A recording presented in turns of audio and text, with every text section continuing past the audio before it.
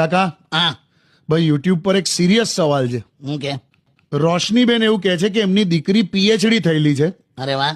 દીકરીને પરણાઈ દીધી છે, પણ કે હજી પણ એ જ માનસિકતા કે ઘરનું કામ વહુ જ કરે. એટલે પીએચડી છે બહુ સરસ વાત છે, પણ હવે આજે તમારી કાકી ઘરનું કામ કરે તો કઈ પગાર નહીં માંગતી મારી પાસે. એટલે આપણું જ ઘર છે, આપણું જ ઘરમાં હવે મને તો ખબર નહીં, આપણા જ ઘરમાં કામ કરીને આપણને શું વાંધો હોય. ના જ હોય, પણ હવે પીએચડી છે. એ બરાબર છે, પણ સાસરીમાં ડિગ્રી મોકલી છે કે દીકરી મોકલી છે?